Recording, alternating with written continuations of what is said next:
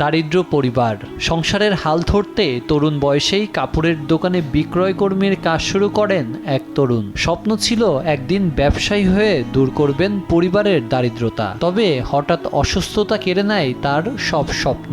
চিকিৎসকের শরণাপন্ন হলে ধরা পড়ে মরণ ব্যাধি ক্যান্সার। এখন সেই ক্যান্সারের চিকিৎসার পেছনেই নিঃশেষ সবকিছু। এমন সংকটাপন্ন অবস্থা থেকে বাঁচতে চান চাঁদপুরের ফরিদগঞ্জ উপজেলার রূপসা খাসের বাড়ির বাসিন্দা মোহাম্মদ আলম।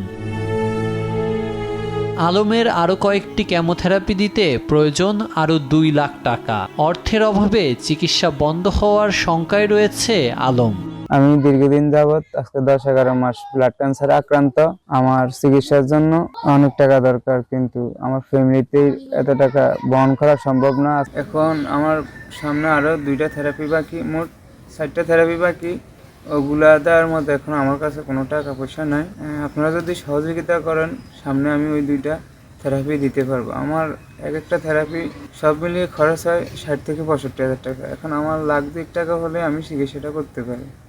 বর্তমানে ঢাকার জাতীয় ক্যান্সার গবেষণা ইনস্টিটিউট ও হাসপাতালে চিকিৎসাধীন আলম। চিকিৎসকদের মতে নিয়মিত চিকিৎসা ও কেমোথেরাপি চালিয়ে যেতে পারলে সম্ভাবনা রয়েছে সুস্থ হওয়ার। তবে অর্থের অভাবে এখন অনিশ্চিত হয়ে পড়েছে চিকিৎসা। এজন্য দরকার অন্তত 2 লাখ টাকা। ছেলের চিকিৎসার খরচ জোগাতে নিজেদের সামর্থ্যের সবটুকু দিয়ে চেষ্টা করেও এখন অসহায় হয়ে মানুষের দ্বারে দ্বারে ঘুরছেন বাবা মা।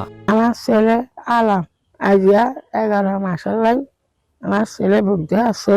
আমারও যে ছিল আমরা চেষ্টা করছি আল্লাহর ভরসা দিই। আপনারা দেশবাসী যদি সহযোগিতা করেন তাহলে আমার ছেলেটা পাইছো। হঠাৎ অসুস্থ হয়ে পড়ে, তাকে হাসপাতাল নেওয়ার পরে তার পরীক্ষা নিরীক্ষা করে দেখার পরে দেখে ব্লাড ক্যান্সার। এখন তার চিকিৎসার জন্য বহুল টাকা পয়সার দরকার। 11 মাস সে ব্লাড ক্যান্সারে আক্রান্ত। তো পারিবারিক ওদের যত টাকা ছিল ঘরের আর্থিক অবস্থা সব শেষ করছে ওর পিছনে। দেশবাসীর কাছে চাচ্ছি প্রায় 2 লাখ টাকা হইলে অন্তত তার চিকিৎসাটা চলবে।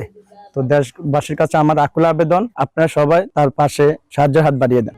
মানুষের সহায়তায় আবারও সুস্থ জীবনে ফিরতে চান ক্যান্সারে আক্রান্ত এই তরুণ। অর্থের অভাবে যেন থেমে না যায় আলমের চিকিৎসা, এমনটাই প্রত্যাশা পরিবার ও স্বজনদের। নিউজ ডেস্ক, দেশ টিভি।